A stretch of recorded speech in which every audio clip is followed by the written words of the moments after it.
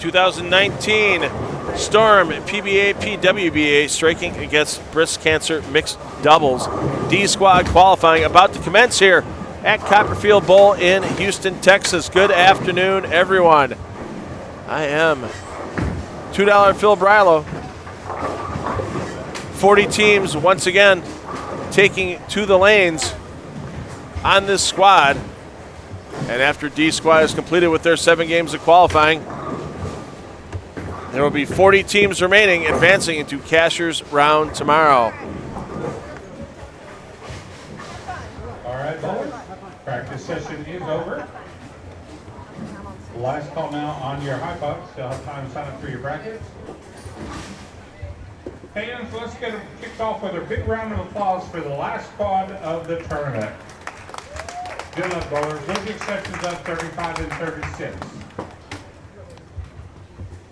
Apparently they had a breakdown, and we're going to be waiting a moment for lanes to get under play down at 35 and 36. We should have lanes in play here momentarily in the flow zone.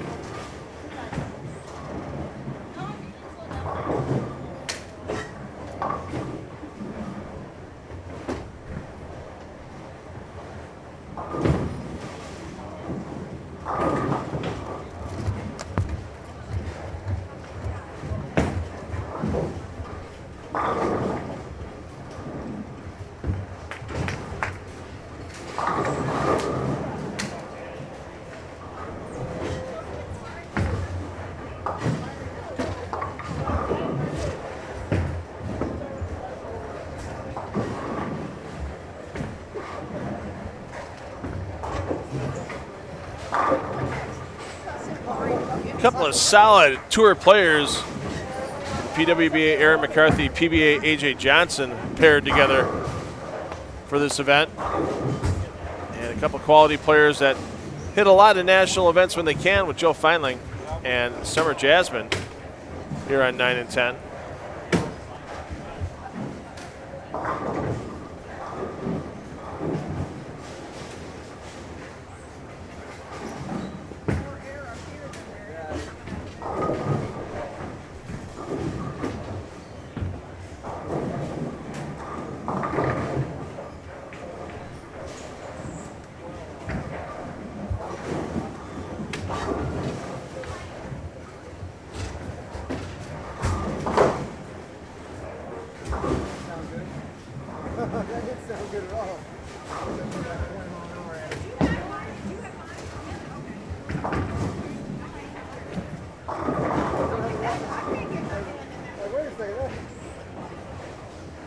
Summer Jasmine.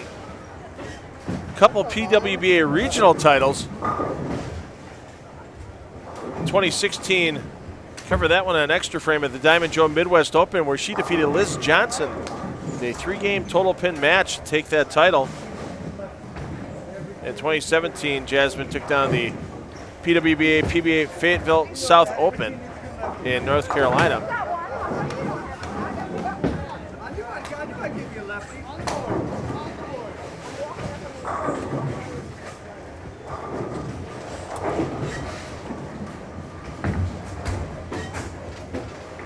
Brianna Cote, Stu Williams partnered up for this event.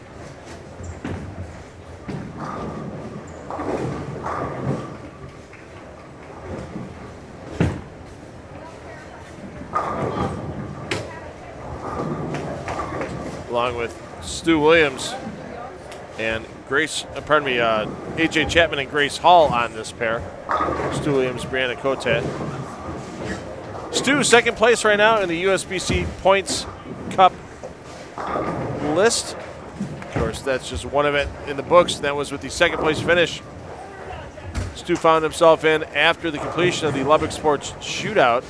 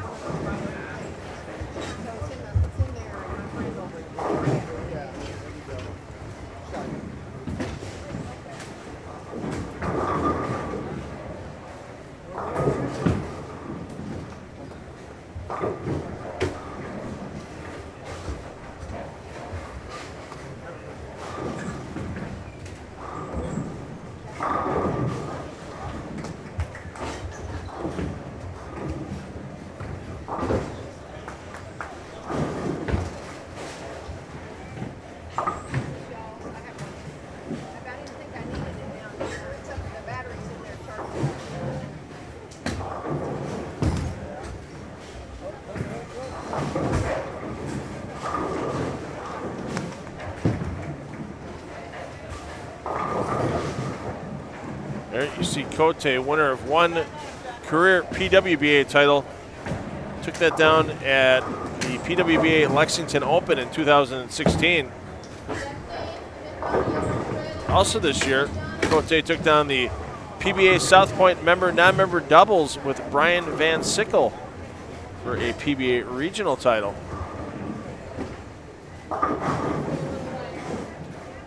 And that soul-ripping 8-pin makes an appearance for AJ Chapman.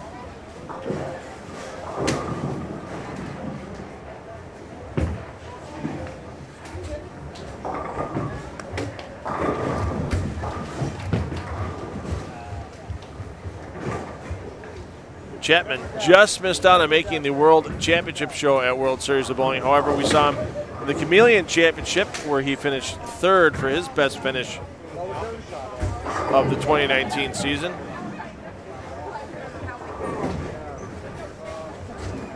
And Chapman in the opening USBC Cup event with the Lubbock Sports Shootout finished 16th position in that event.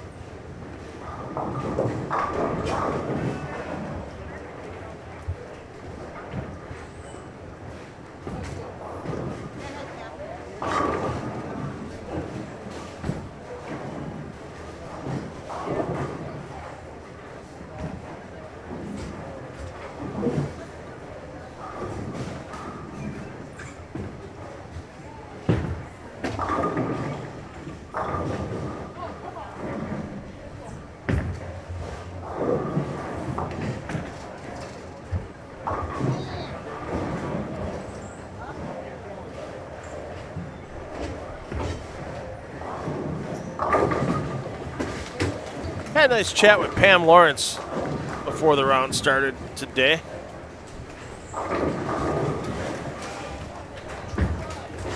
Pam, back in 2018, took down the Texas Senior Queens title, finished second this year in 2019, and she parlayed that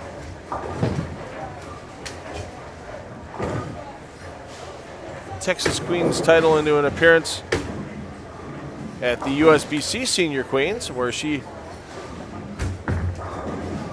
took down the Super Senior title in 2018. So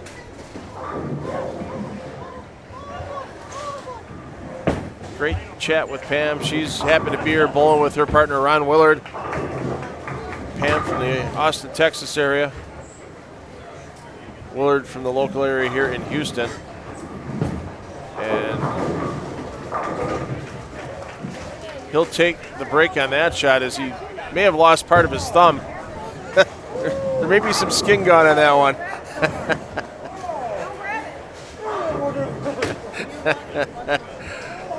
But it's a strike on the board and a good start so far for Willard and Lawrence.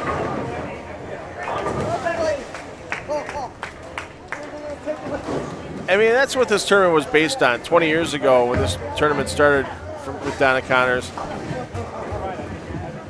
You know, it was based with a lot of local players, and it still stayed that way. Lots of bowlers from Texas participating in this event, and there's many reasons for it. Pam Lawrence, a breast cancer survivor herself. She was diagnosed shortly after the passing of Lucy Bonneau. And she found her strength to get through it, and bowling, one of the reasons that helped her get through. She goes, a couple times I kept bowling through radiation and surgery and chemo and radiation, and bowling's what kept me going. And she goes, I know I'm not here to win, but that's not the reason why I have to be here this week. And you'll find quite a few other players from here in the Houston area with the same sentiment. It's not just about the win, it's about supporting the memory of Lucy and keep working towards finding a cure to that disease that took her away.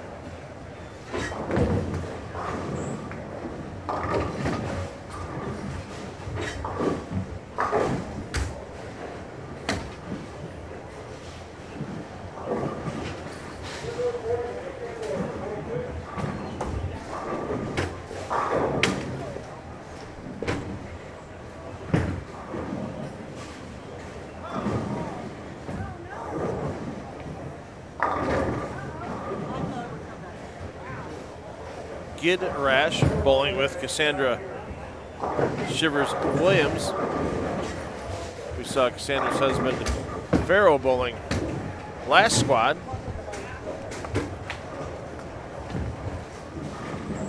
Paired up in game one with a couple of locals, Kim Wallace out of Richmond, Texas, Brent Steven from here in Houston. And the bad break there for Shivers Williams on the 4-9.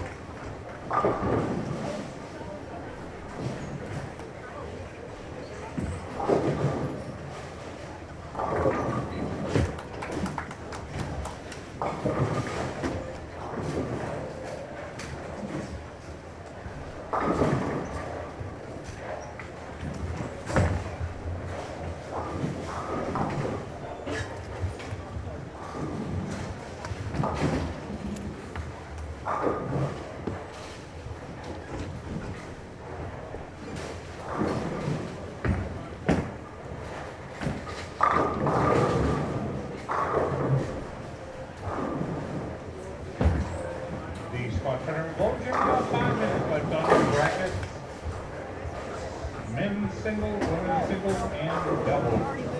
5 minutes left at D-Star game 2.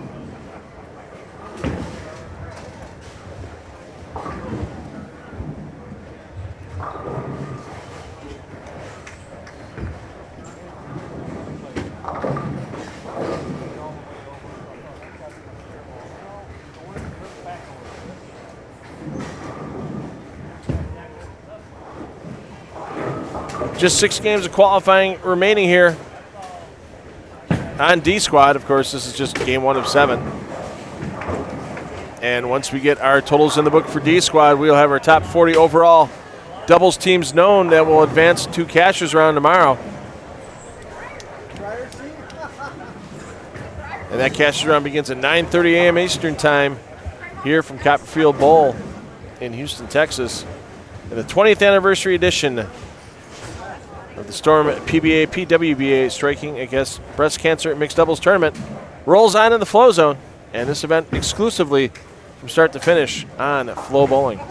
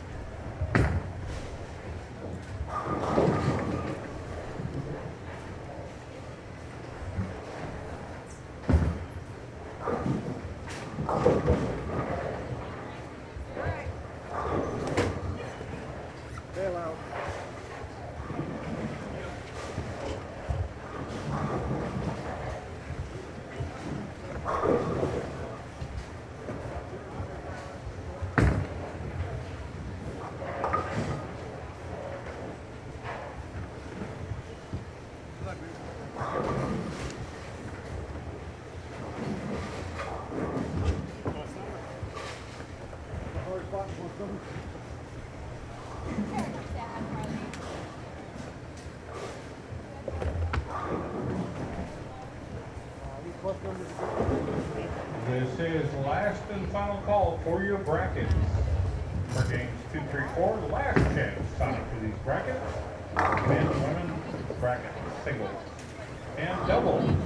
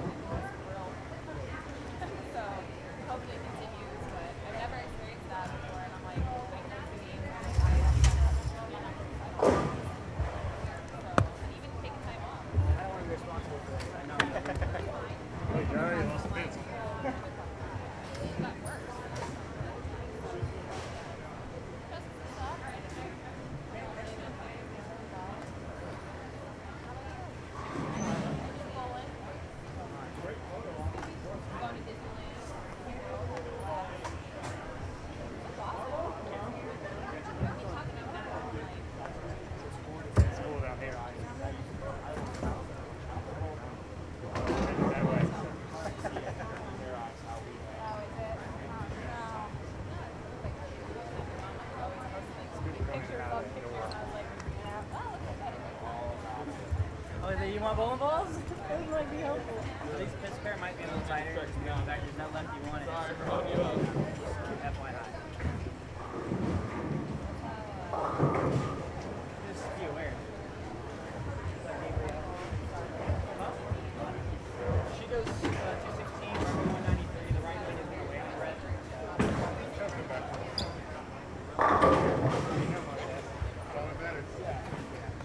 Yeah, one goal. I got one goal in this event. That might be enough motivation to put it. That's a good mix there. I mean, yeah, she was clean. She's got a little rush.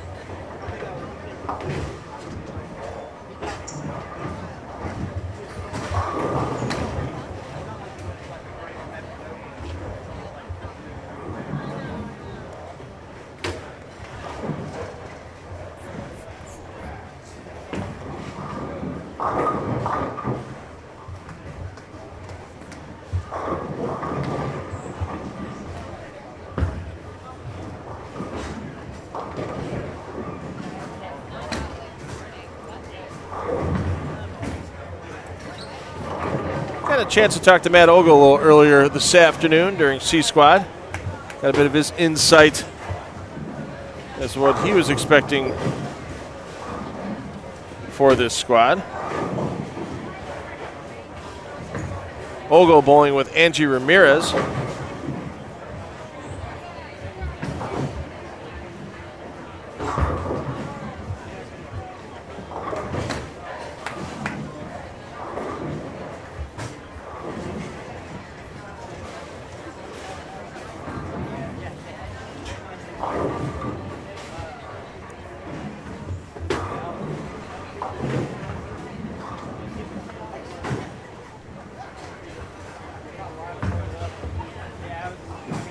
outside of the win at the Rotholman doubles with Sean Rash from at Ogle, his best finish in a singles event this year was in 16th place at the PBA Tournament of Champions. Of course, that win at the Rotholman doubles made him eligible for the TOC. And Matt, as you mentioned, busy lawn care business back in the Louisville, Kentucky area. Only gets to bowl on tour part-time. And only other events he bowled were the Players' Championship, Indianapolis Open, and the World Series of Bowling. His best finish at the World Series was in the Chameleon Championship in 34th place.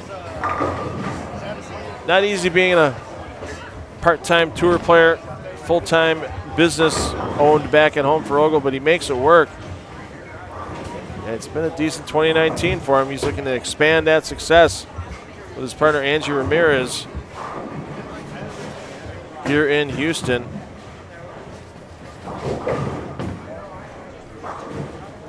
Ramirez, several years on the Pwba tour.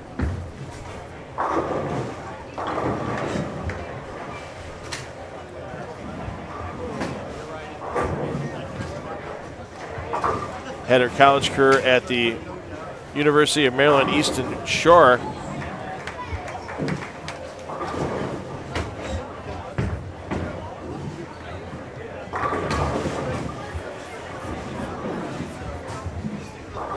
Graduated from that program in 2012 with a degree in computer science.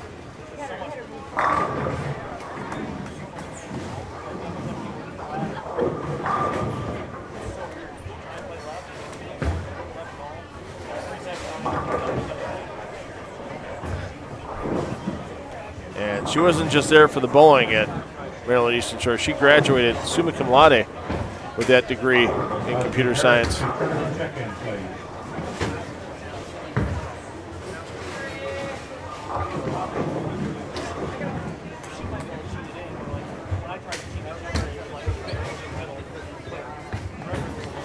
Our second look in the Flozone at Stu Williams and Brianna Cote.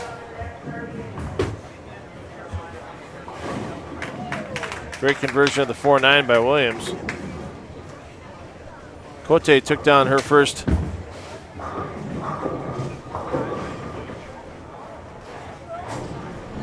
Junior Team USA membership in 2011. I'm sorry, 2006 for Junior Team USA for Cote. 2011 was her first time on Team USA proper.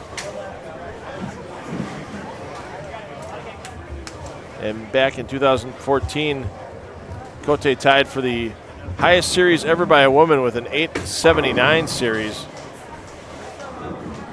At the time, that was the highest.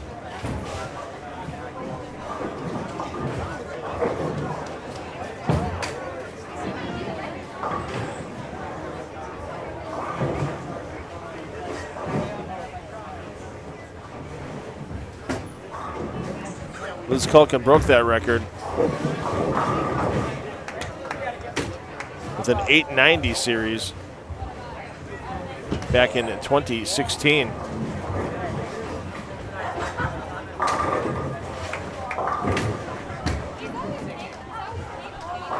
It's only a matter of time until a female bowler cracks that magical 900 barrier. Players like Cote and Culkin have come close. Just one shot out of 36 that failed to carry all 10 pins.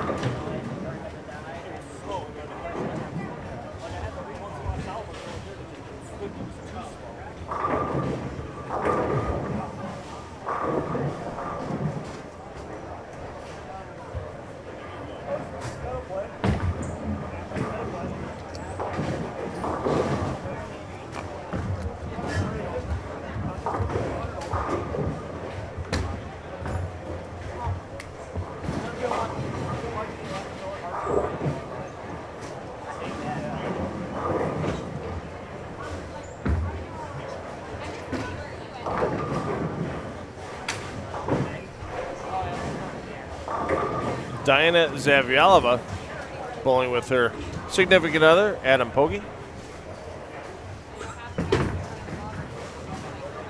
Zavialova, 4 PWBA titles. Last title won was in St. Petersburg and Clearwater in 2018. She has 2 majors to her credit, both those being the USBC Queens in 2013 in Henderson, Nevada, and 2017 in Baton Rouge.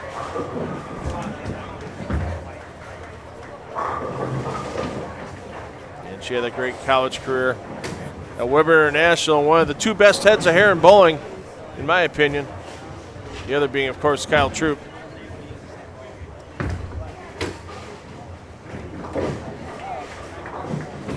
And Zavialova, one of the rare players to take down a PBA Regional Tour title. She did that on Extra Frame when we covered the Kokomo Central Midwest Regional Classic back in 2015.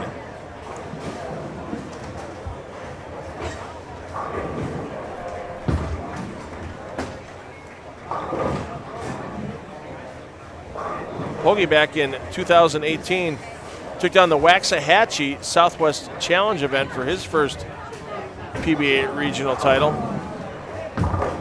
Last year, the team of Zavialova and Pogge finished in 35th position in this event.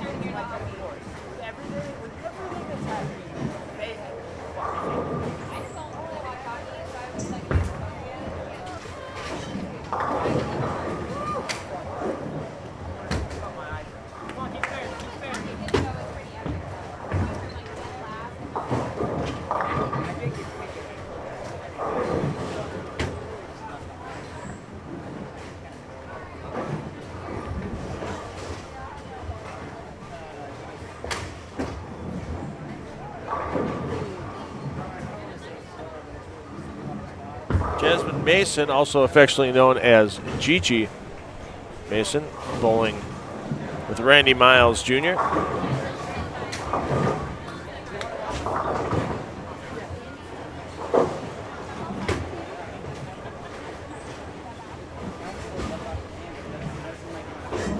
Gigi in her rookie campaign on the PWBA Tour.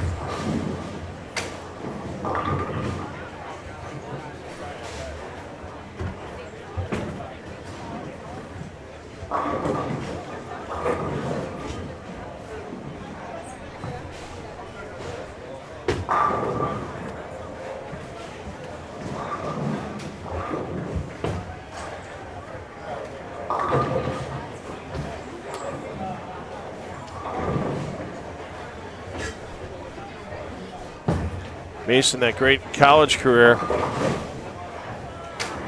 she had at Nebraska. And if you go to JazmineMason.com, GazmineMason, she's got some nice vlogs out there following her stops on the PWBA Tour, if you haven't checked that out. Along with many other vlogs she's done over her college career.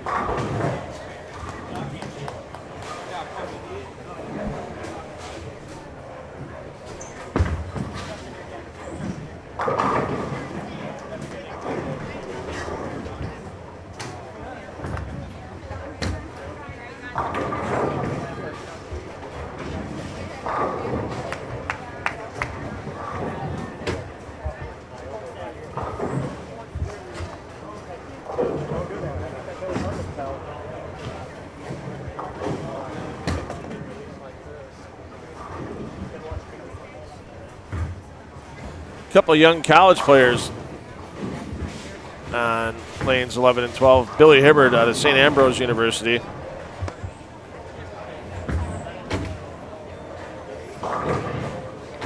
Katie Marr.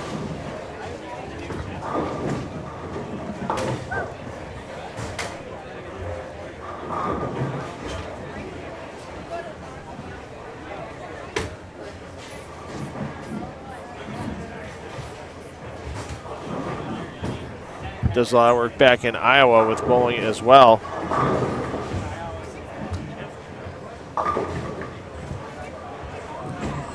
Marr with her college career at Midland University.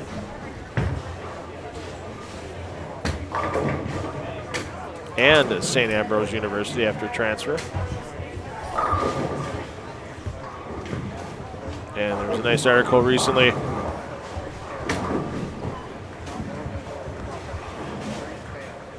about the work Katie Marr does with bowlers in Ottumwa, Iowa, in both youth and Special Olympics competition.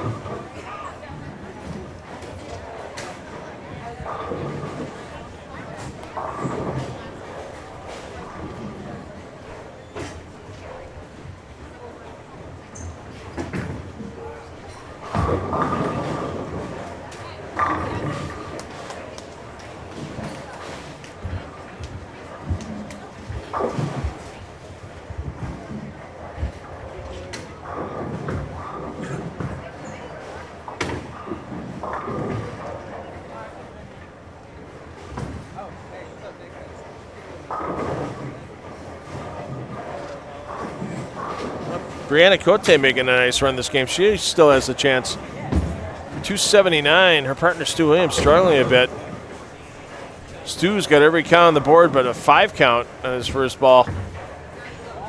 From 5 on up, actually 4 on up. He's doing 4 through the heart in the 5th frame.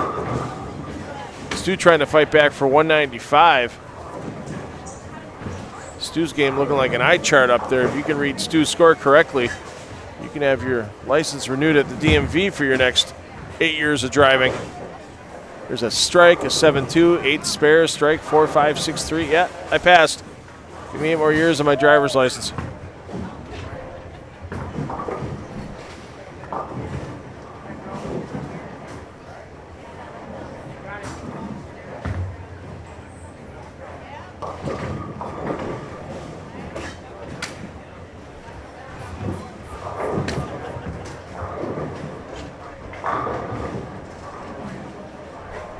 AJ Johnson's going to be stepping up outside of flow zone coverage. He's on the front 8 over on lanes 3 and 4. And he's going to need a full rack. That's the problem. He's only got 9 pins up there right now, so that's going to ice him for a minute. As AJ Johnson bowling with Aaron McCarthy. And once again, we're still waiting on the first game scores, but it takes a lot for these Volunteers here in Houston to get 40 doubles teams organized properly, get all the scores in right first time through, verify everything, and then get the results out to us here in the Flozone booth. You'll get your results as soon as humanly possible at FloBowling.com as well. Don't forget to check out the latest features that Lucas Wiseman and his content crew are putting out from the Striking Against Breast Cancer Mixed Doubles. And Johnson just smashed strike number 9. So we'll give you the radio call on how AJ Johnson proceeds, and if he actually does get to that magic number of 300, the highlights will be up shortly at FloBowling.com.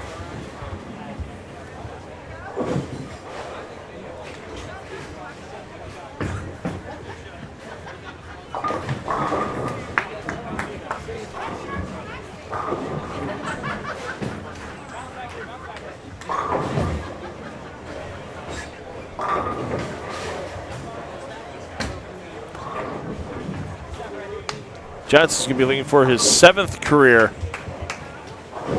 PBA 300 game. And Johnson, one of those players where you just go, when's he going to break through with a title? When is he going to get that first Go Bowling PBA Tour national title? He's got a lot of regional titles to his credit.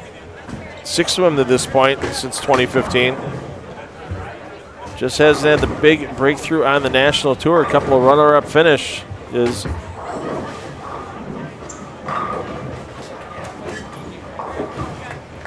of those back in 2016 in the Chameleon Championship. And another in the Reality Check Classic in Tamarack, Florida back in 2017. Another second place finish in the PBA Extra Frame Wilmington Open last year. You can't go 0 for forever in championship finals. Yeah, it's tough enough to make them out here on the Go Bowling PBA Tour, but Johnson's got to break through at some point in time, being 0 for 3 in championship matches lifetime on the Go Bowling PBA Tour. Something tells me he's not going to be 0 for much longer.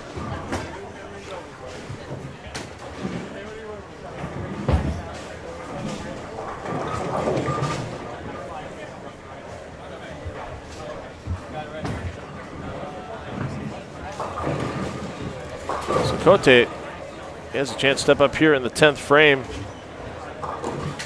Put 30 pins down to make her total 258 pins for the game. There's the first 10 pins down for Cote.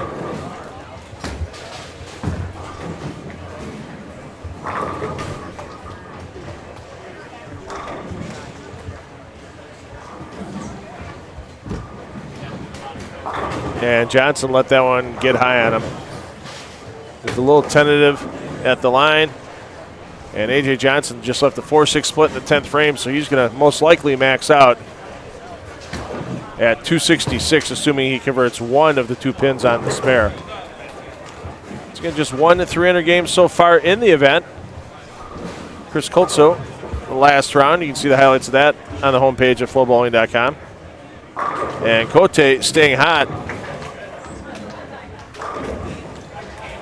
Put that game in the 250s on the board.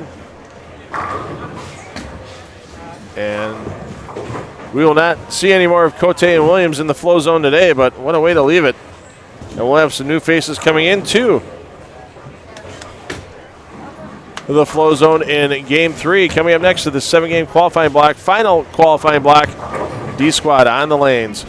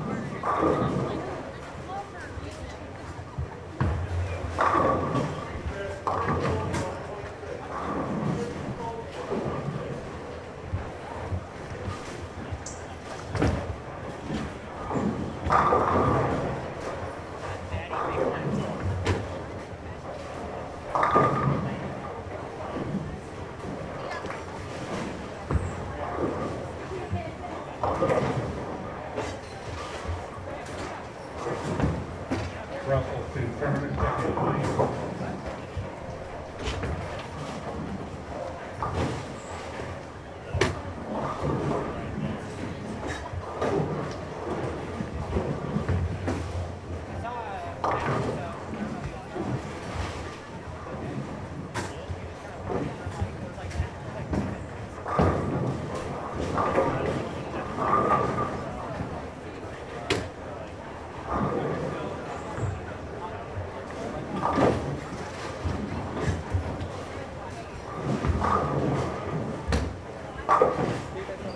Of course, all the gentlemen in this event wearing their jerseys, the official jersey of the PBA Tour, high five gear jerseys, H5GBrands.com. Billy Hibbard and Katie Meyer both sporting matching jersey styles. And once again, the big announcement made a couple of months ago by the PBA, H5G Brands, the official shirt supplier for the PBA Tour. They're going to be running our merchandise booths at our PBA events, and you'll be able to buy that merchandise online as well. You can already get replica jerseys of your favorite PBA players or design your own jerseys.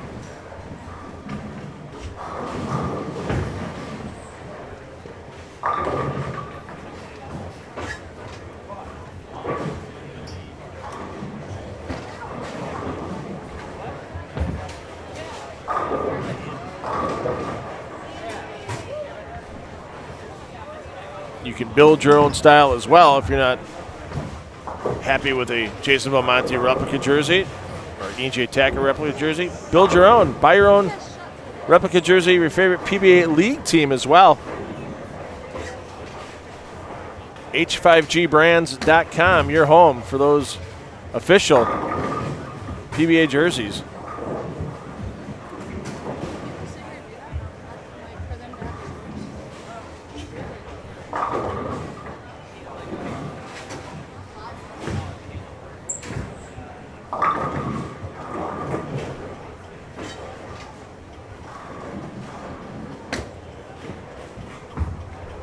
course, this event run under the rules of both the PBA and Pwba, so several official jersey suppliers on the Pwba side, High Five Gear being one of those suppliers.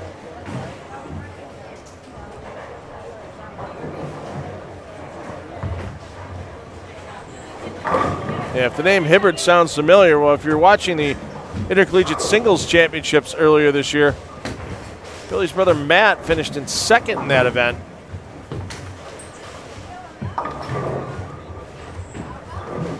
Matt bowls for the University of Wisconsin-Milwaukee.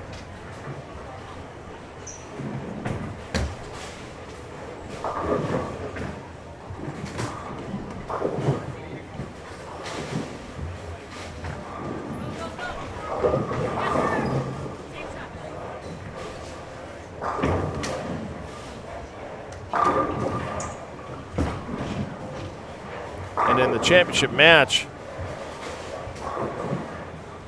Tom Hankey Jr. from Weber International took down Matt Hibbard for that title.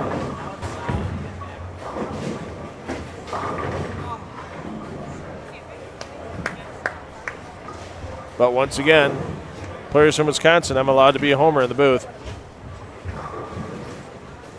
Yeah, with both the Hibbards being from Wisconsin, known them for quite a long time.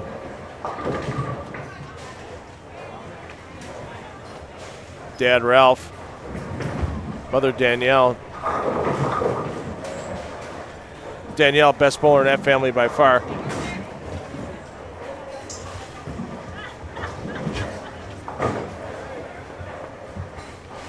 And great bowling history in that family, as Danielle's father, leader of the American Bowling Congress back in the day, Darrell Dobbs, for those of you that are history buffs.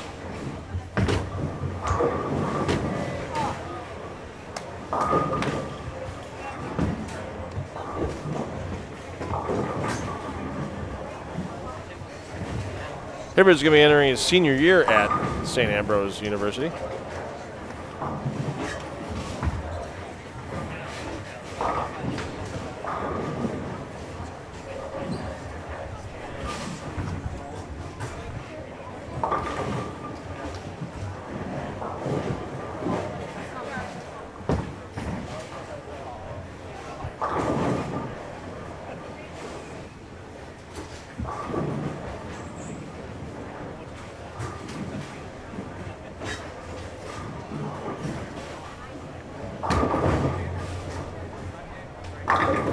Hey, good to see John Van Hess out here. Van Hess. Busy with the pro shop business back home in Rhode Island, and it's always good to use the term PBA Tour champion for Van Hess. Of course, I kid. His real name is Van Hees. It's misspelled on his score sheet. We will get that corrected momentarily.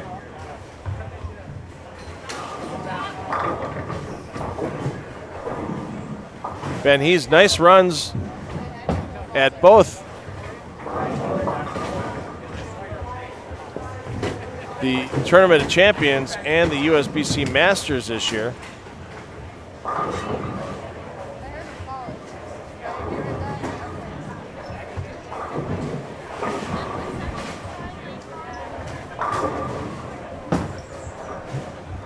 There's Van Hees. Now we got his name up there.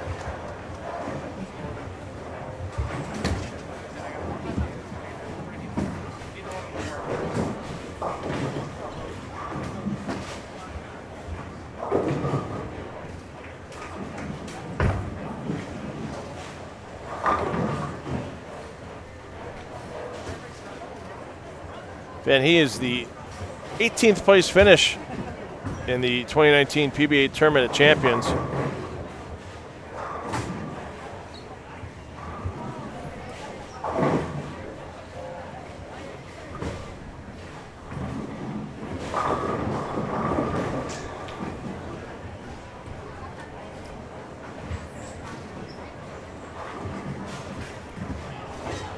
And in the USBC Masters, Van Hees finished in the 9th through 12th place grouping, all receiving the same $4,000 prize along with Rhino Page, Marshall Kent, and Brad Miller.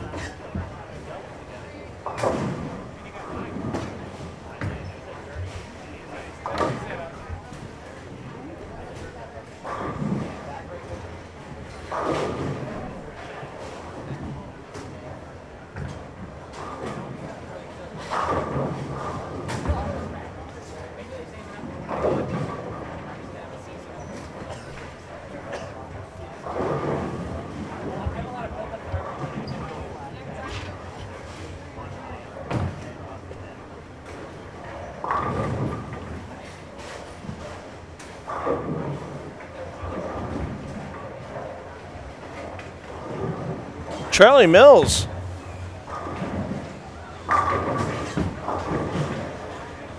Out of Pasadena, Texas. Stepping up here in the front 5 in game 3. Mills bowling with Gretchen Anderson. And they had a slow start in game 1. Waiting on the game 2 update, and game 3 in progress. Looking to make that climb back up the leaderboard for the Mills Anderson team.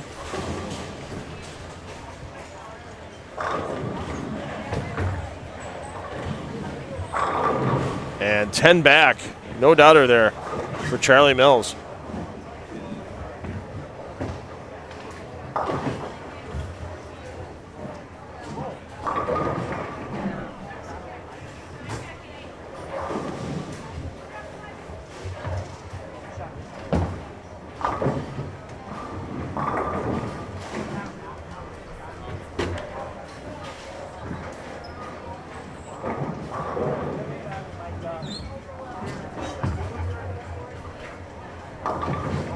I'll try and miss that to the right on that shot just to keep it back far forward.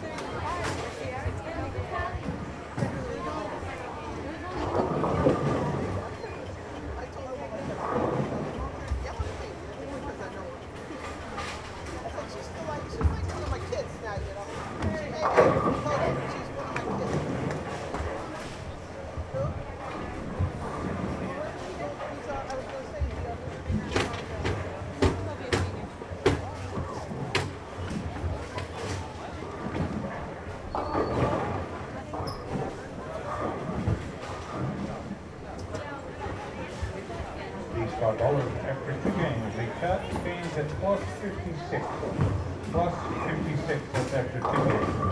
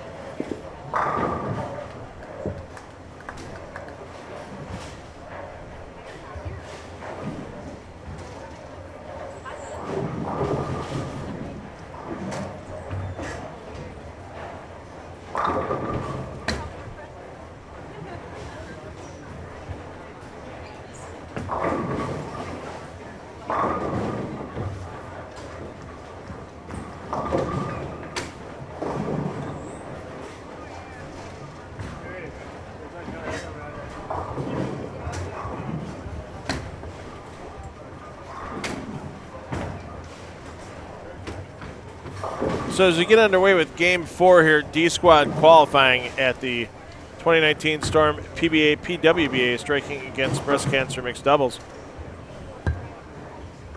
Breaking news, may not be breaking for some of you, but it is for a lot of you. A couple of players have had success here at the Lucy over the years. Stephanie Johnson, Shannon O'Keefe. They're representing the United States at the Pan Am Games in Lima, Peru.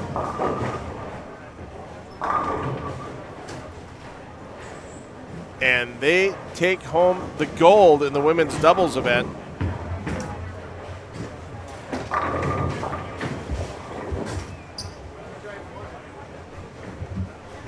Waiting on the final results. Tried to get them up on the Pan Am Games website. A little bit on the slow side, unfortunately. But they were second after the opening day of competition on Thursday. Yesterday was the opening ceremony, so no competition held, and they finished the job today. And Team USA women take the gold. Men will begin their competition shortly with Jacob Buttroff and Nick Pate in second place on the men's side of the equation in Lima.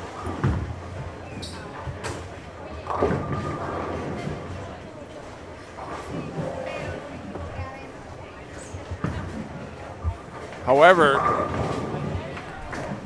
Buttroff and Pate are down by 231 pins to Puerto Rico's Christian Escona and John Perez.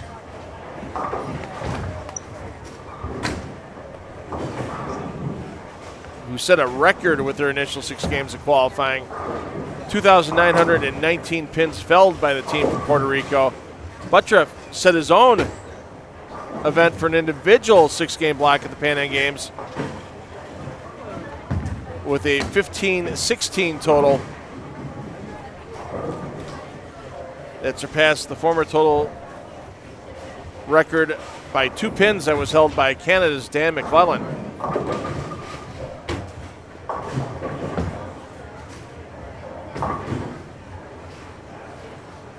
So gold for the women's doubles team for USA at the Pan Am Games. We'll see what the men can do. It's going to be a huge comeback needed by Buttroff and Pate, but it can happen.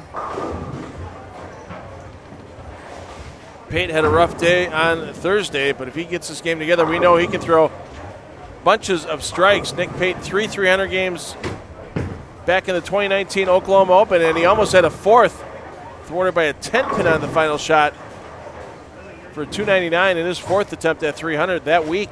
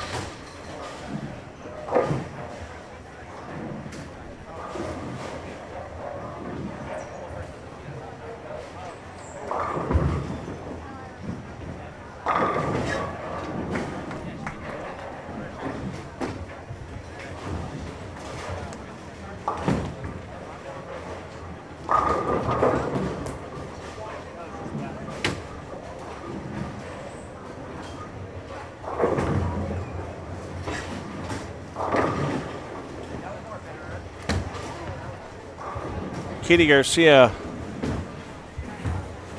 bowling with her partner Jeffrey Young. Garcia at one time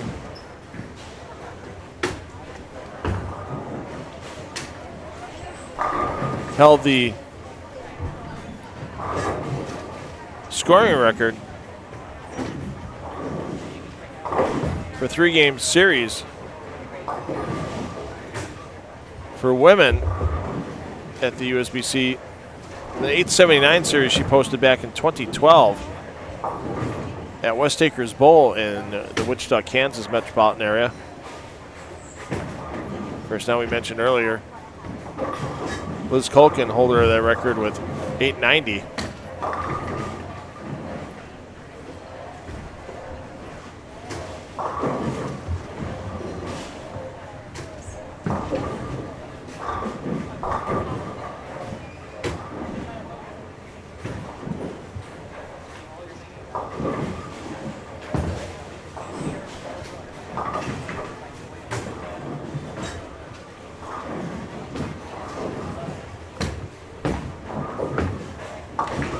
Katie Garcia, former member of the Wichita State bowling program. Easy to tell with the colors on the jersey.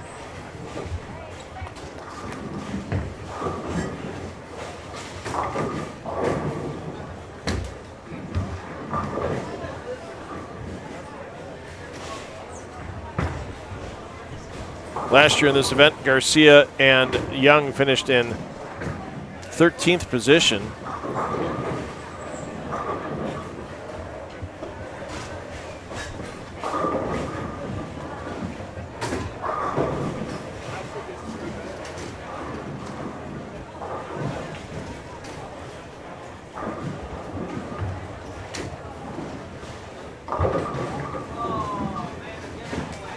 And Garcia tickles him down to get her 4th strike in a row.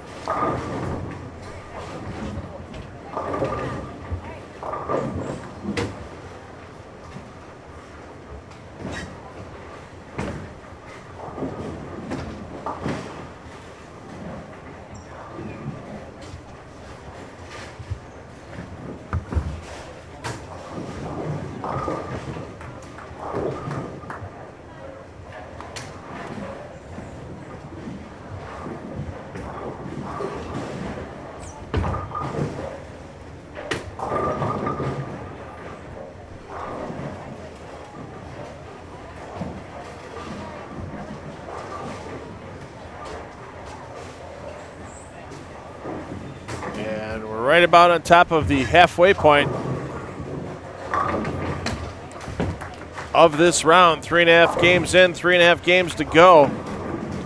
And at the end of D-Squad qualifying, we will know our 40 teams advancing to Cashers round tomorrow morning, 9:30 a.m. Eastern time for those top 40 teams. And after 5 games of Cashers round qualifying, the field will be cut to the top 8. And those teams will bowl in a round-robin match play round, 7 scheduled games, and the always important position round game to determine our 2019 Striking Against Breast Cancer Mixed Doubles Champions, and who will be taking home that $20,000 first place prize as a team.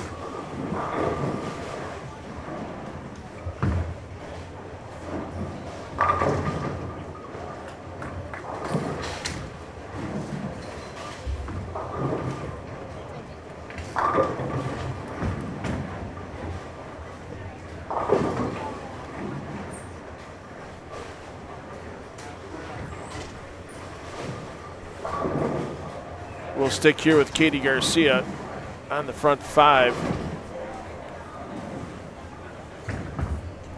Garcia and Young, after 2 games, were in 3rd place. Garcia +1, Young +70 to get to their +71 total.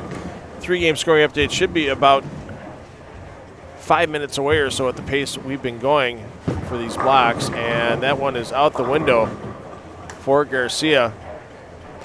And the string is ended at 5.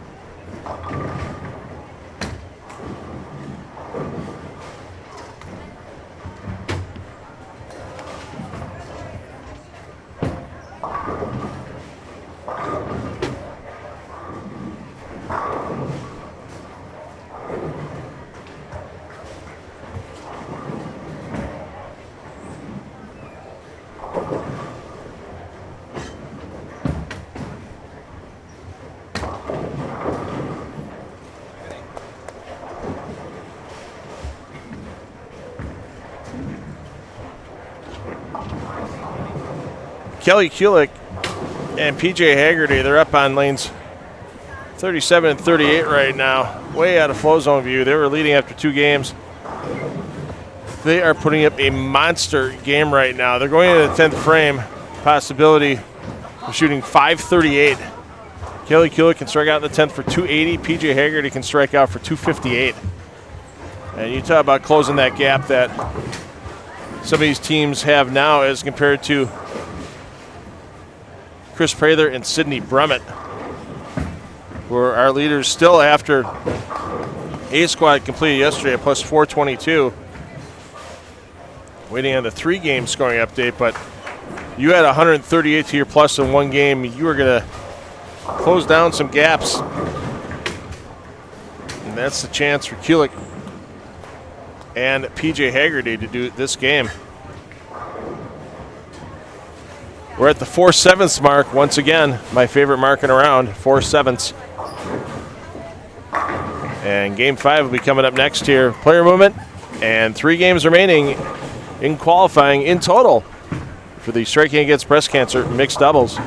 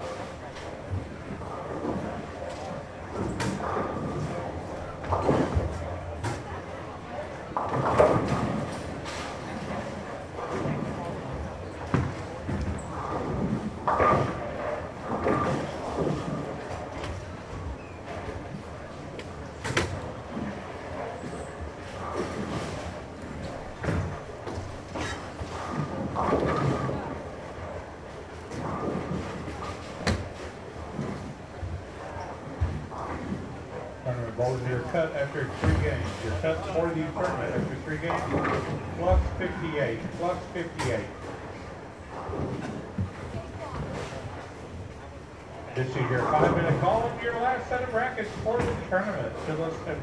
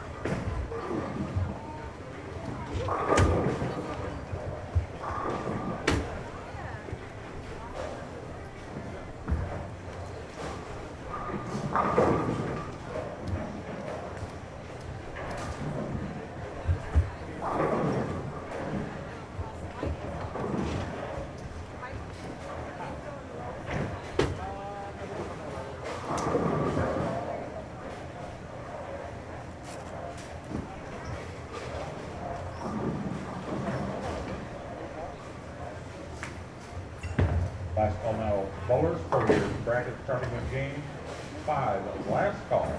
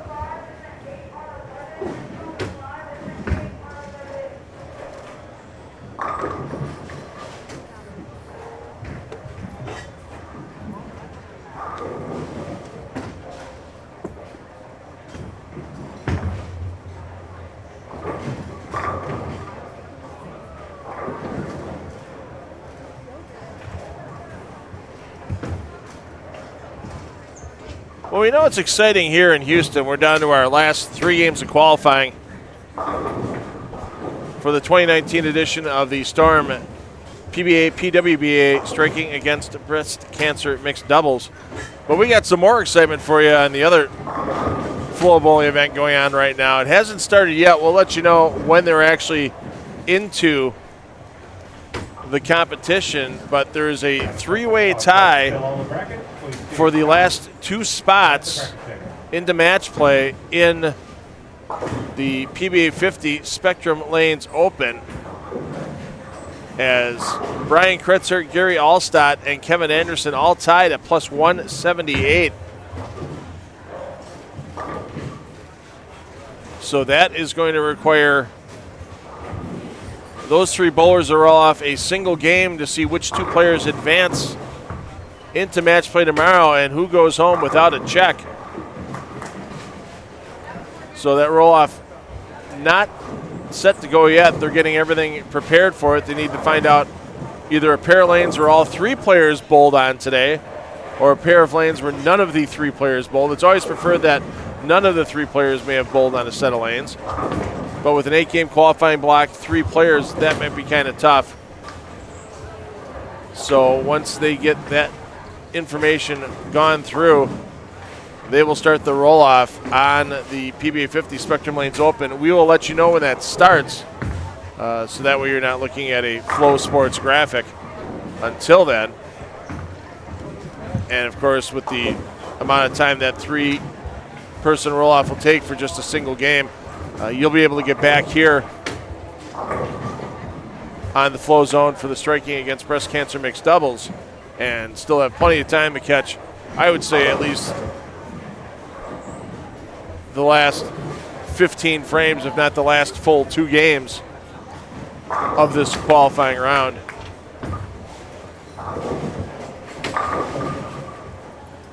Mentioned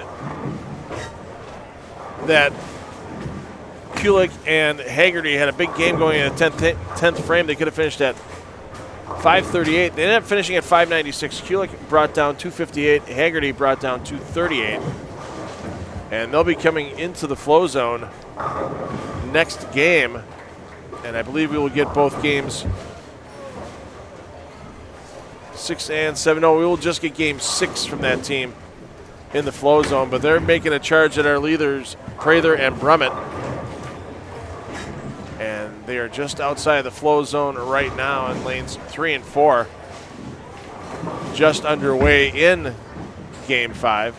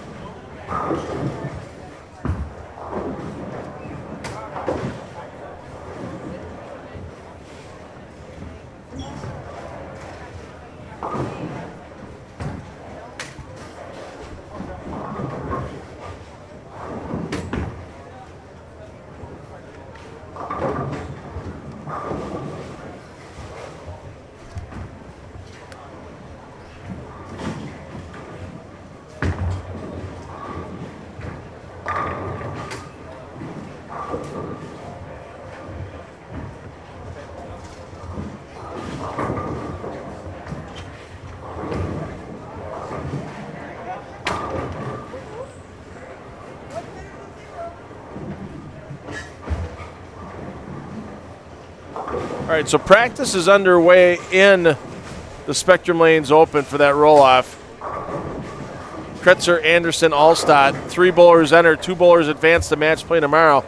Someone goes home a little poorer in the pocketbook if they finish in 3rd place in that roll-off. They have about 7 minutes of practice left. They said, we'll give you the heads up as to when that roll-off starts marking for scores so you don't miss too much of the action here at the Striking Against Breast Cancer Mixed Doubles. And you'll still have a couple of games to watch finishing out qualifying here. And once again, we're under the same boat. We don't know what 40th place is going to be. If there's a tie for 40th place here in Houston, there would be a 1-game roll-off to break that tie as well. And with as tight as the field is, a lot of scores bunched in the 60, 70, 80 to the positive range as a team. There could be the distinct possibility of a tie that we'd have to break immediately after competition.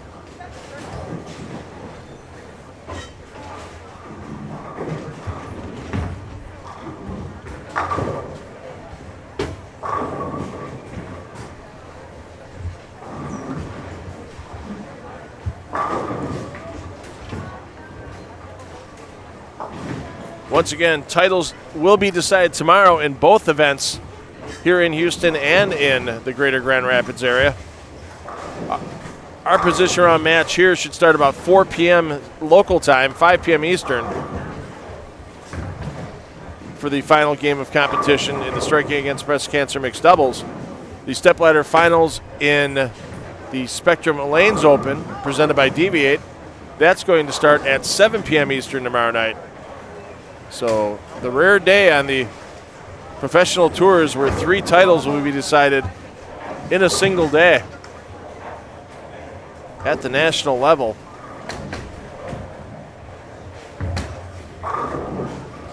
PBA and Pwba here in Houston, PBA 50 at Spectrum Lanes.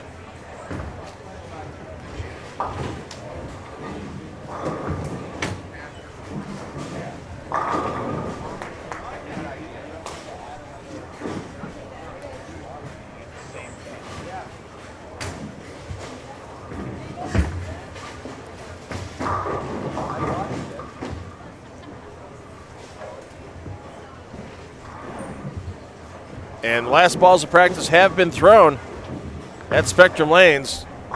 We welcome you to head over there and catch that exciting roll-off between Kretzer, Anderson, and Allstott as they try to determine their final 2 spots advancing to match play tomorrow.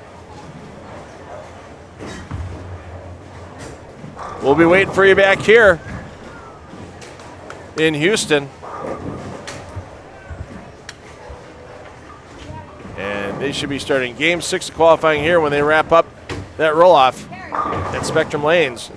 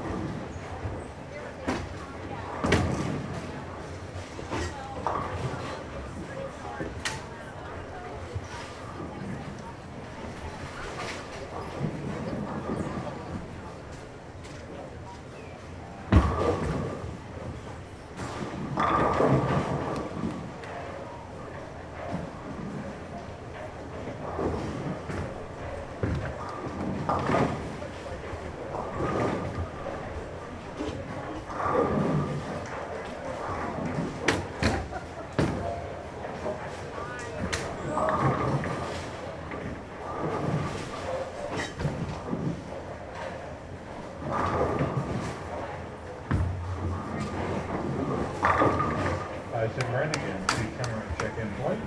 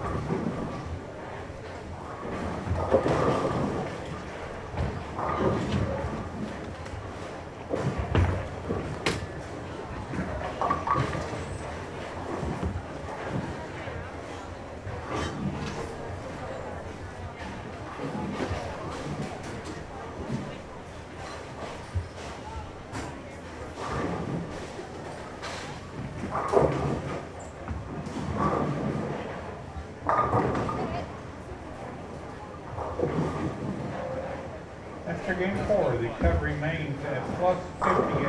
Plus 58 with 3 games to go.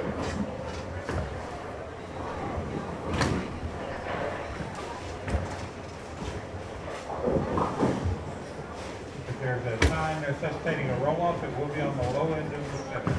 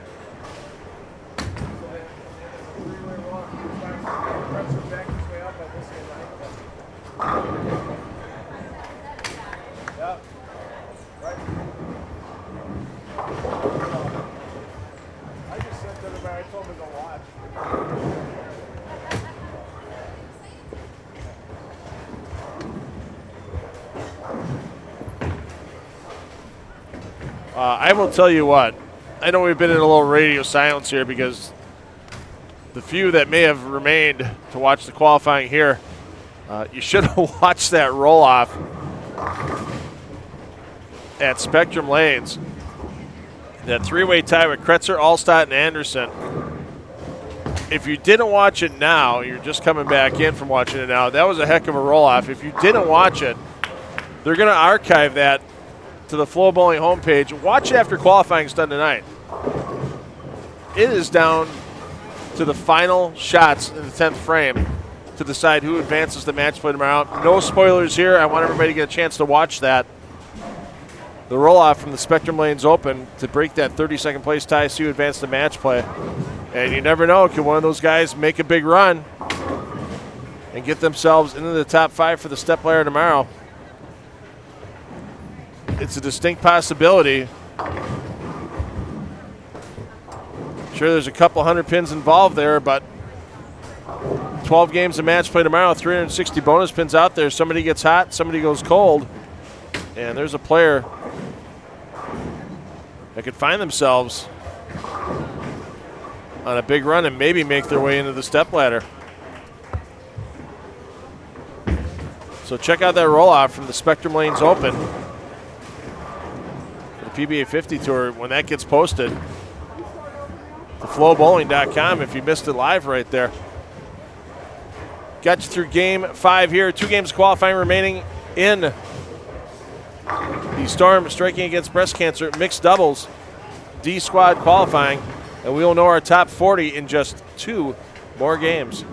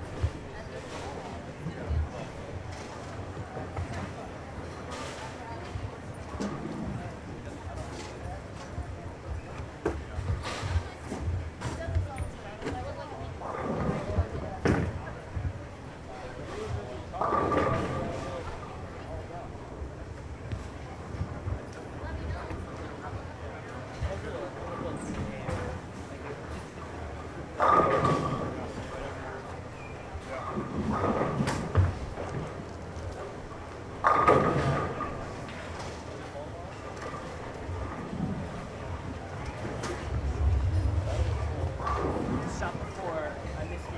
All right, definitely gonna hit this one. And then I hit it and I threw it slow.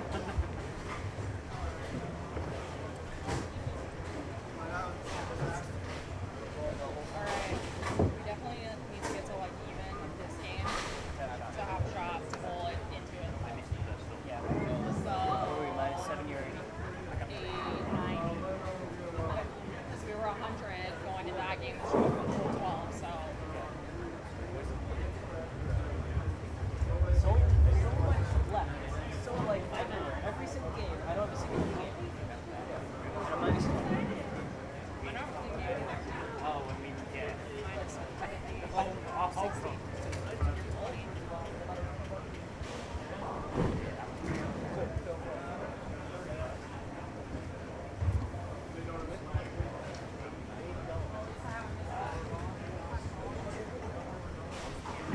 Famous last words. I brought my pink camo spare ball. I didn't miss anything. First 10 games. I was like, I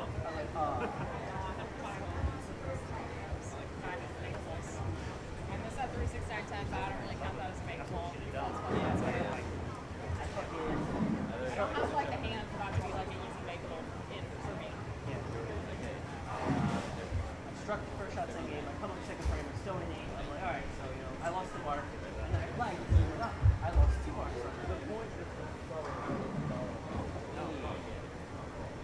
I'm trying to wrap around. Hopefully that end isn't like.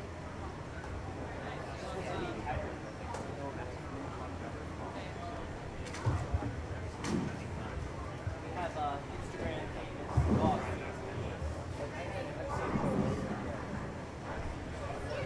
famous dog. Jalen Simpson's talk.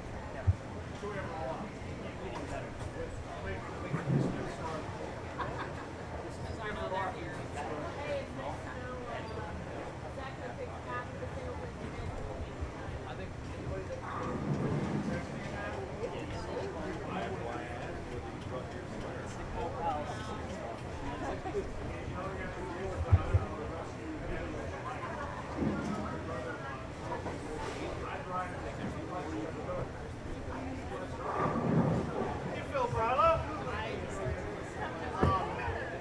I see.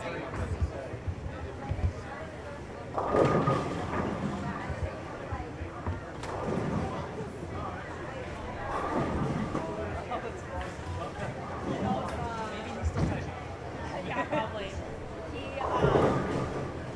No, he knows. Like, the bullshit 29 in the 10 when you have no look. Like, he probably loves me more that I would have done that second try and carried it. Probably happy about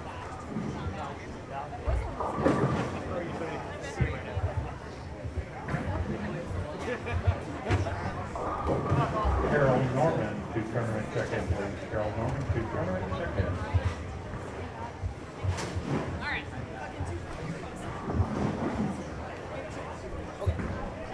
Maybe 210,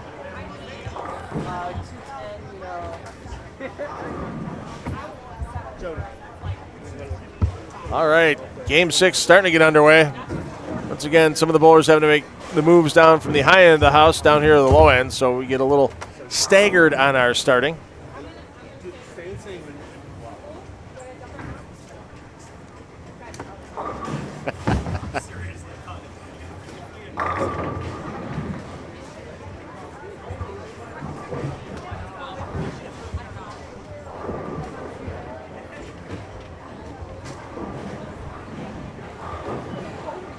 So let's give you a Game 4 scoring update. Let's give you an estimate of what we think the cut might end up being here. So 4 games, Kulik and Haggerty were well in the lead on the squad, plus 234. Only one other team after 4 games above the plus 100 number, and that was McCarthy and A.J. Johnson at plus 192, and that's going to go up because A.J. Johnson had 268 in Game 3. Heck of a comeback for Johnson.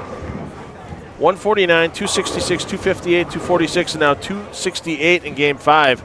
That's going to be a huge total for the McCarthy-Johnson team. Katie Garcia, Jeffrey Young at plus 98. Diana Zavyalova, Adam Poggi at plus 68. Tina Williams, Eric Trailer at plus 52 round out your top 5 on the squad.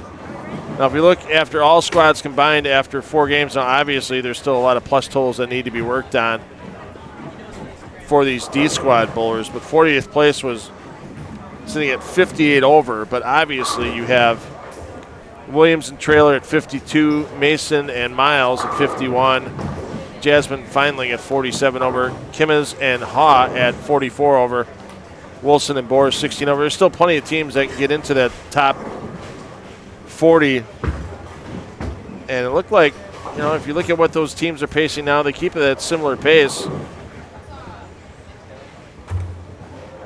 Assume 4 or 5 of them get in there. You're probably looking right at that cut number we were talking about, right around plus, plus 69 is what it was after C squad. 30th place at that time was Cooley and Luthold. So there's still a chance. I don't see that cut going up much, and who knows, depending on how the lanes change as the rest of the players get through. We'll get that Game 5 scoring update for you shortly, but I just can't see that cut getting much higher than that plus 69. It might even be a little short of that, and who knows. The rate things are going today, we've had 1 tie in Michigan. Why have another tie here in Houston?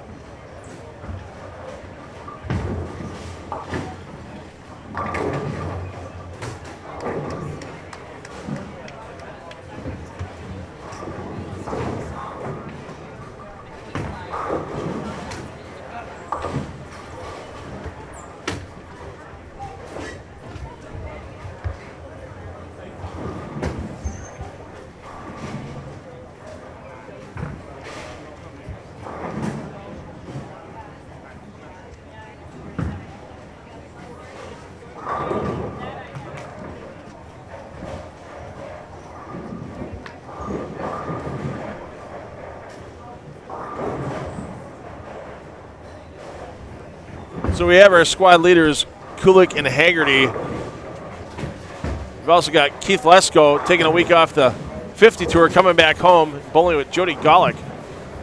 Golick, great player out of the Illinois area. She's been hitting some stops part-time on the Pwba tour. She's a teacher during the school year, so that is the nice thing about having that Pwba season, having it run during the summer, or at least stops during the summer.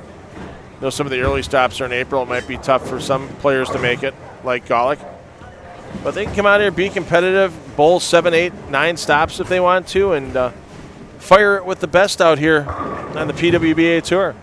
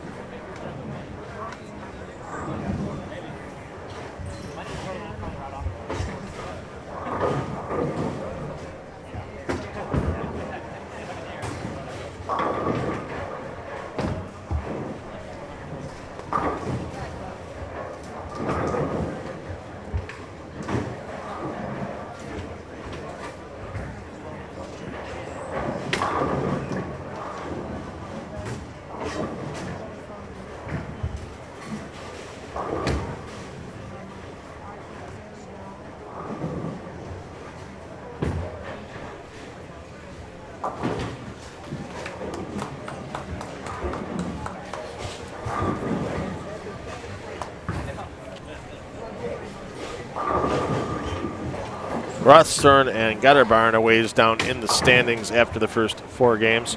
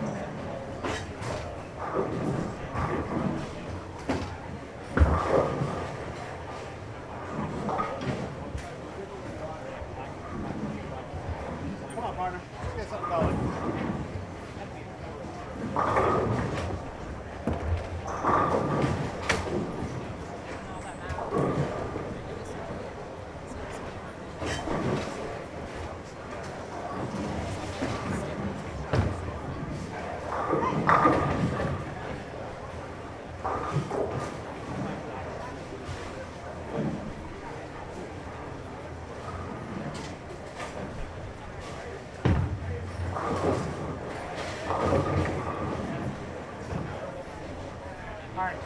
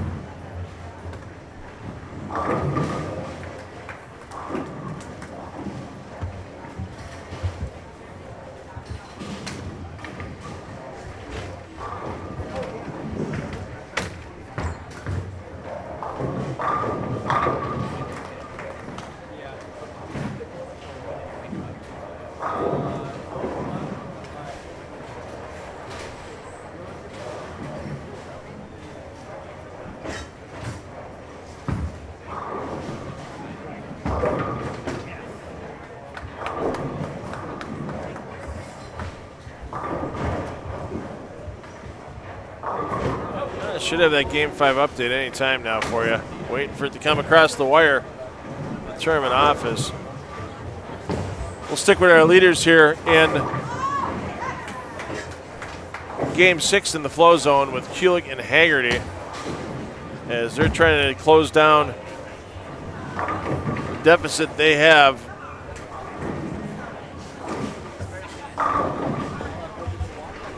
As compared to our overall leaders with Brummett and Prather at plus 422. Kulik and Haggerty were at 234 after 4 games. They should have closed that total a little bit, but will they have enough in 2 games to get to the lead? They're going to have to finish out strong here in Game 5. Pardon me, strong here in Game 6. And a big game in Game 7 as well. But once again, lots of bowling to go here for the top 40 teams that advanced to tomorrow's Cashers round. 5 games of Cashers round. And then we'll cut to our top 8 teams for 8 games of match play, 30 bonus pins for each team win in match play. And so teams can make up maybe not a full 240 pins on other teams, but you bowl well. You get out of there with a 7-1 record as compared to someone else's 5-3, and you've made up an extra 60 pins that way as well. And off the presses, here is your Game 5 scoring update. Stands right now at plus 62. Plus 62. So as you hear there with the announcement, cut moved up to plus 62 as Cote and Williams slide into the cut line at plus 63 on this squad. Right now, only 5 teams in that cut number, but of course, there are 2 games to go to get more pins to the positive for these teams. Kulik and Haggerty, still your leaders, plus 266. McCarthy and A.J. Johnson up in the second. We mentioned A.J. Johnson 268 in Game 5. That has them up to plus 254. Garcia and Young in third at plus 108. Pbapwba and Pagi in fourth at plus 70. And Brianna Cote and Stu Williams in fifth at plus 63. But right now, there's still 6 other teams in the positive. and 3 other teams that are less than 10 to the negative. So there's still room for teams like Ramirez and Ogle, Tina Williams, Eric Traylor, KT Simpson, and Matt Russo to make a move into that top 40 overall. But it's going to require some solid bowling from both team members for the last 2 games.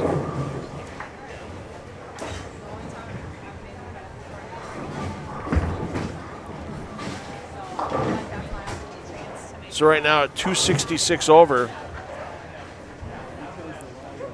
for Kulik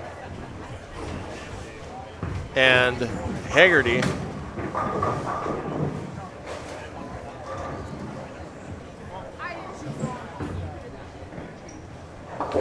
They would have to be 156 over for their last 2 games to tie for the lead.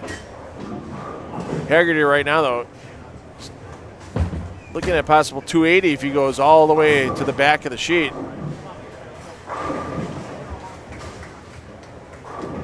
.246 still possible this game for Kulik.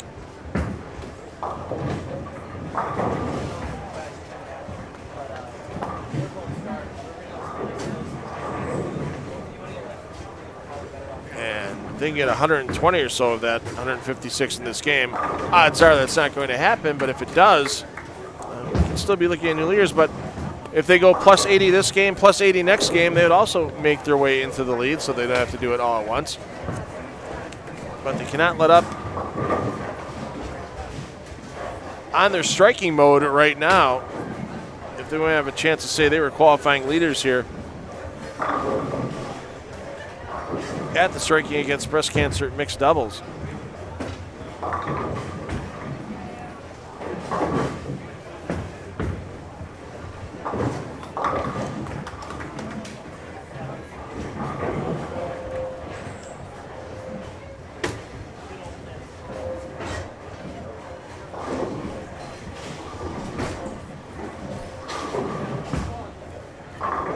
So if we take a look towards next year's Beauties versus the Beast competition, it's the top 5 individual women against the top 5 individual male qualifiers. And right now, let's look at the top 4 for the squads that are in the books right now. We've got Sydney Brummett, who shot 14.99. Jordan Richard shot 15.13. Taylor Bolthos shot 15.22. And Anita Arnett shot 15.38. That's the high 4 for the ladies right now.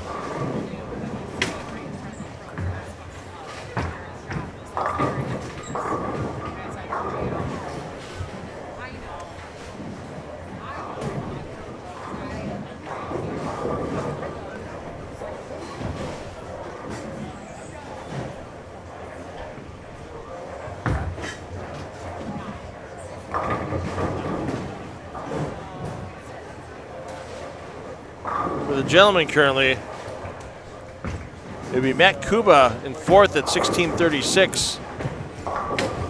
Anthony Lavery Spar in 3rd, 16.69. EJ Tackett 2nd, 16.85. And Chris Prather 1st at 17.23.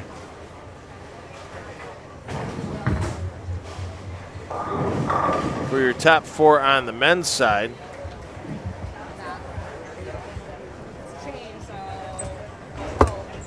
And of course, it will be those top 5 individual 7-game totals for both the men and women advancing to Beauties versus the Beast to kick off the 21st edition next year of this Striking Against Breast Cancer Mixed Doubles. Don't forget, not too late to donate your penny a pin. Click on the link on the Striking Against Breast Cancer Mixed Doubles Tournament Facebook page. You can not only put down a penny a pin on your favorite player, if that doesn't suit your style, hey, have a few of your dollars join the $1 million plus that have been donated to breast cancer research over the 20 years of this event.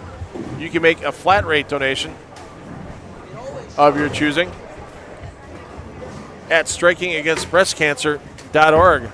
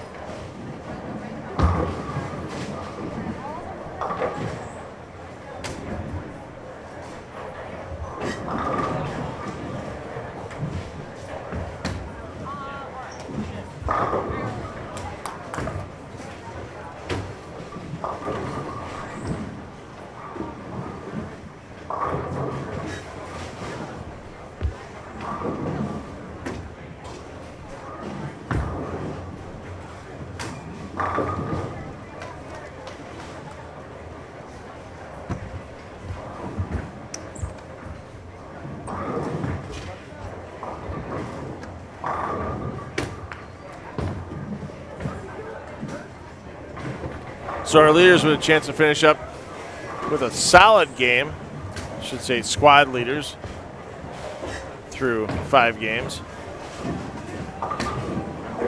214 now the maximum for Kulik. 259 still the maximum for Haggerty. And, they need a pretty big game. They need a 100 over game. Game 7 to take over lead. It's in the realm of possibility with players of those talents. But it's going to take 6 strikes for the players in the 10th frame. And, of course, Haggerty needs to get 1 in the 9th yet to get to those maximum scores. We'll see if it happens. And then player movement. And our final game of qualifying. If you thought the first 27 games were exciting, oh, just you wait, ladies and gentlemen. Game 28 of this week of qualifying, the final game of D Squad.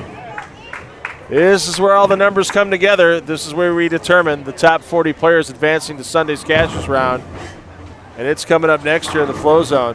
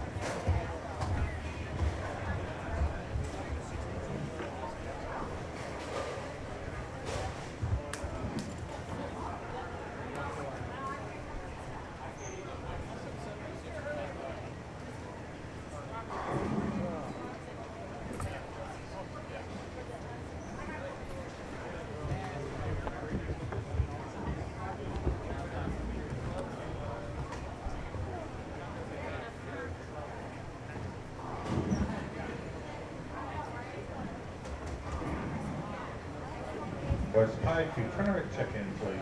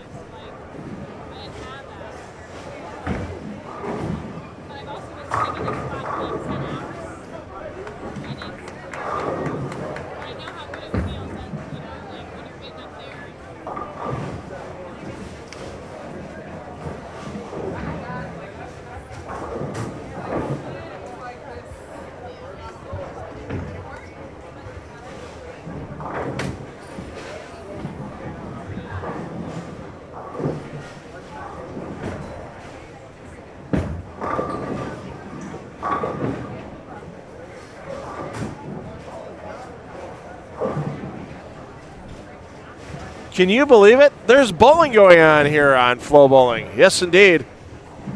It is our final game of D-Squad qualifying. After this game is complete, we will know our entire top 40 getting into tomorrow's Cashers Round, 9:30 a.m. Eastern Time.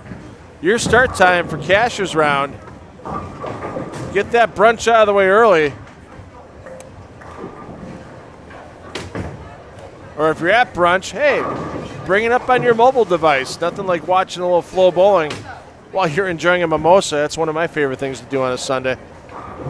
Let's talk about some of the teams we know are going to be in tomorrow. They've totaled so well that we'll see them tomorrow. There's some big names on there. Brummett and Prather, the leaders after 3 squads. Tackett and Johnson, who led B squad yesterday. Josh Blanchard and Taylor Bolthois, who led C squad today. Jody Wassner, Anthony Lavery, Spar, Kelly Kulik, and PJ Haggerty. They're still bowling on this squad, but they are well in. Jasmine Coleman and Vernon Peterson yesterday on A squad to the solid total, plus 256. Aaron McCarthy, AJ Johnson, they're still bowling, but they're already at 254 to the plus with 2 games to go. They're not falling all the way back out. Jordan Richard and Andrew Anderson.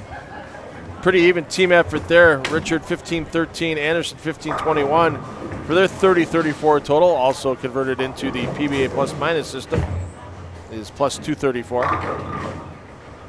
So there's 8 teams we know we're going to see them tomorrow, and we'll probably see a majority of those 8 teams in match play. Not all, but a majority. Let's talk about some teams that are on the outside looking in right now that are still bowling. Actually, let's talk about a couple teams that are close. Katie Garcia, Jeffrey Young. They're only at plus 108. Diana Zavyalova and Adam Pogge, plus 70. Brianna Cote, Stu Williams, plus 63 after 5. Sierra Kanemoto and Packy Hanrahan, plus 47. Trista Kimmez, Briley Haw at plus 42. Katie Thornton, Benjamin Martinez, plus 33. So there's still some teams that are close to that cut number. They're going to need to be solid here in Game 7 to have a chance to make Cashers Round tomorrow.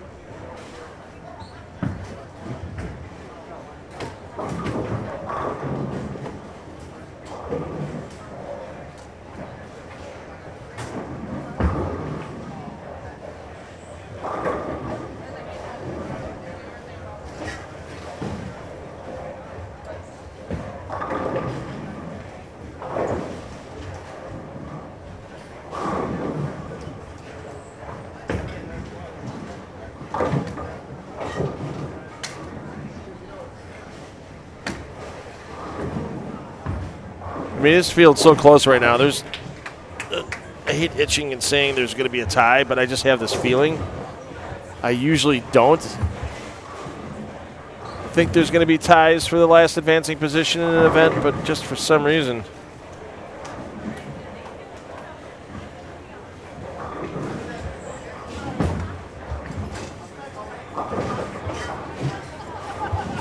I just have this feeling we're going to have a tie for the 40th spot.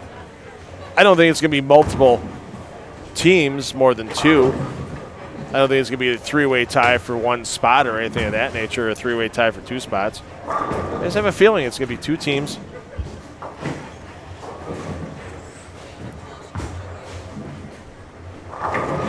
Yeah, I just have a feeling it's going to be 2 teams. They're going to be rolling off for that 40th spot. And hey, we'll get a little more excitement. Game 28, the most exciting game so far here at the Striking Against Breast Cancer Mixed Doubles. We've had some exciting individual efforts. Farrell Williams, we didn't see it on Flozone, but Farrell Williams last round, 300 game.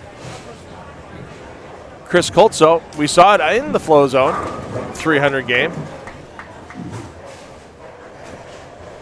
Anita Arnett, we saw her 298 yesterday here in the Flozone. So we've had some exciting moments, some exciting individual games, but we haven't had an exciting game for the entire field like we're having for this one. And AJ Johnson and Aaron McCarthy are going to try to make this 7th game as exciting as possible for themselves, because they want to get as close to that top 8 as they possibly can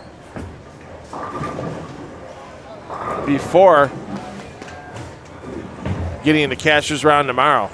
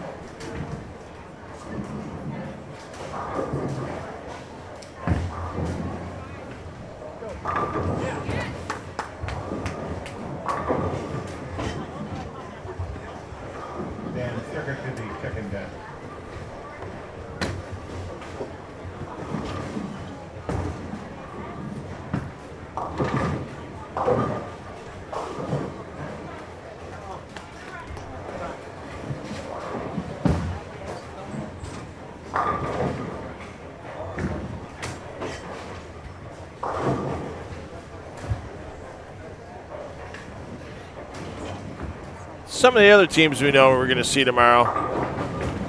Amanda Green, Kyle Sherman, they're 220 over.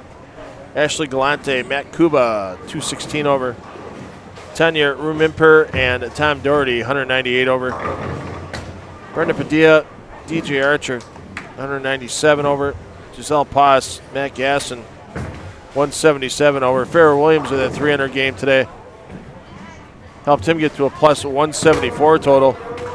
And kept his partner Emily Eckhoff close to par. That helped them get into, right now, the top 15 with a total of plus 156.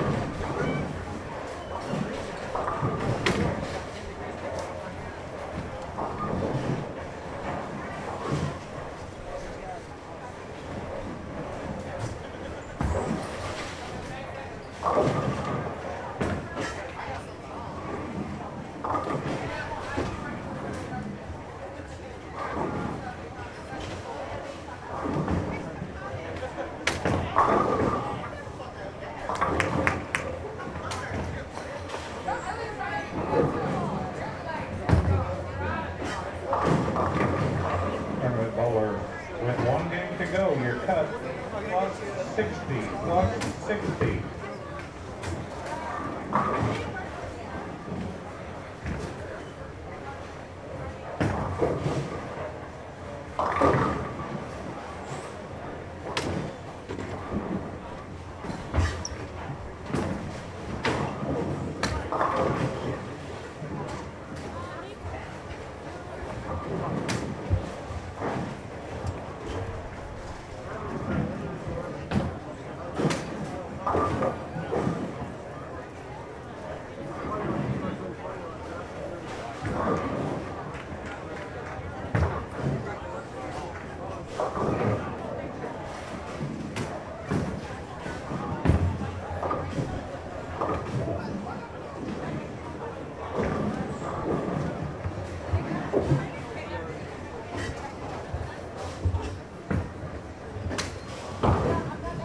All right, game 6 scores are in here for C Squad.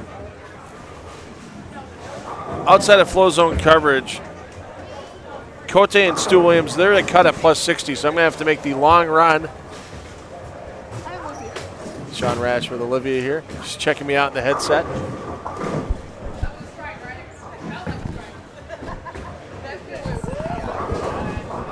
Now she's just not sure. Sean Ratch here checking out. He should be fine in the cut. He's at plus 87 with his partner, Missy Parkin. So Cote and Stuart Williams are the cut number. We'll have to make a run up the center, see where they're at. They're at plus 60 right now, so just ahead of them Still alive on D squad is Zavyalova and Pogge. They're at plus 88. They're in front of the Flozone booth. They're pacing about a plus 20 team game. But they're just entering the 7th frame, so there's still room for them to fall back.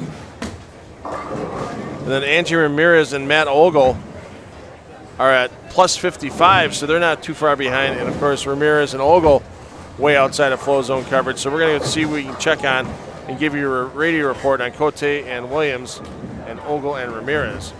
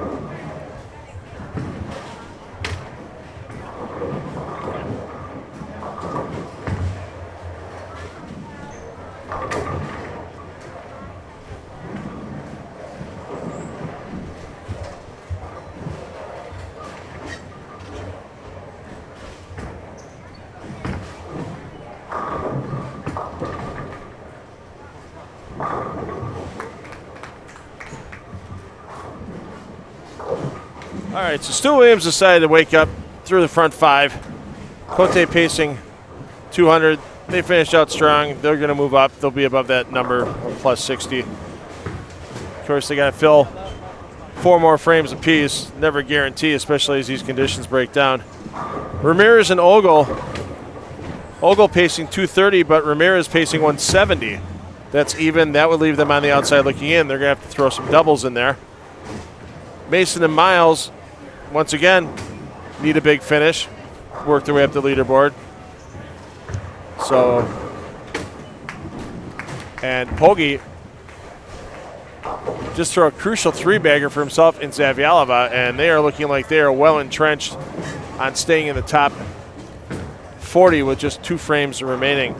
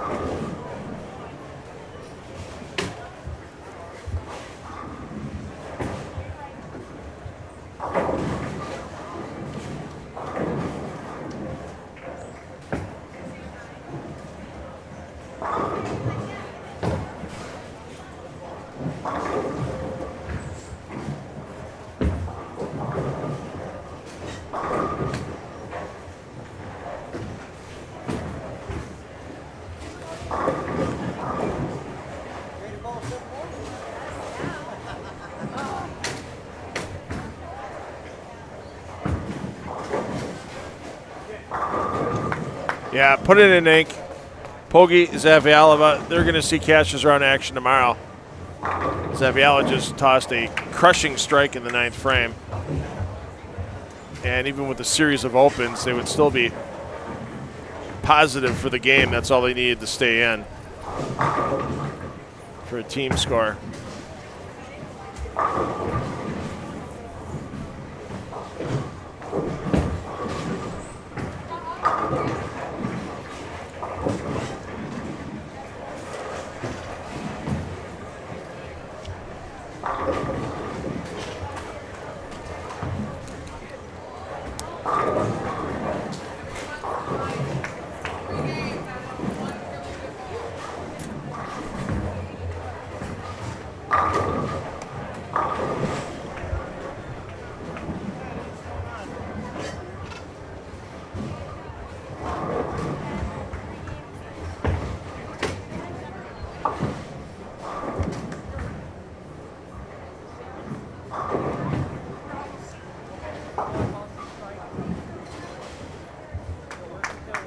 So Williams and Cote are pacing, staying in.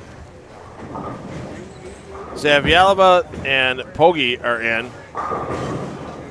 Garcia and Young would need a huge drop to fall out.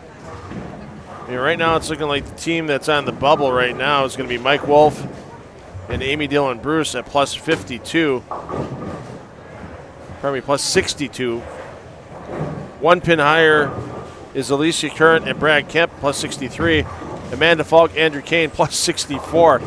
You know, if we get a team on the outside looking in, like Ramirez and Ogle, or Mason and Miles, even Thornton and Martinez, they're plus 40 coming in. A big game from Packy Hanrahan and Sierra Kanemoto could get them in as well. We could have ourselves a tie for 40th position very easily. If that's the case, they'll need to verify the scores. Once the scores are verified, the teams will have a very short amount of time to report to the tournament office to prepare for that roll-off, and we would bring that to you here in the Flozone as quickly as possible. Obviously, once the last ball here is thrown, before that would start again, it's going to be a half hour or so. So I would just simply go to FloBowling.com, check out all the features that have been added. If you missed the roll-off from the PBA 50, Spectrum Lanes Open earlier today, kill 15 minutes watching that, as that was an exciting roll-off, and then get back into the Flozone. And by that time, we'll know whether there's a tie or not. If there's that tie, we'll bring it to you here. Otherwise, we'll see you tomorrow morning at 9:30 a.m. Eastern Time for Cashers Round qualifying for the 20th anniversary Storm at Pbapwba striking against breast cancer mixed doubles. So your stream will keep going, but check out some other stuff on FloBowling.com, and then come back and check out the Flozone, see if we have a roll-off. Otherwise, we'll see you tomorrow. For Luis Padron, steering the ship all day long again. For our production assistant, Natalie Goodman. For Jackie Bowling and all of our scorekeepers, I'm $2 Phil Brattle. Remember, parents, $2 Phil tells you, take the kids bowling, because you know they're going to have fun for life. And we'll either see you later or see you tomorrow.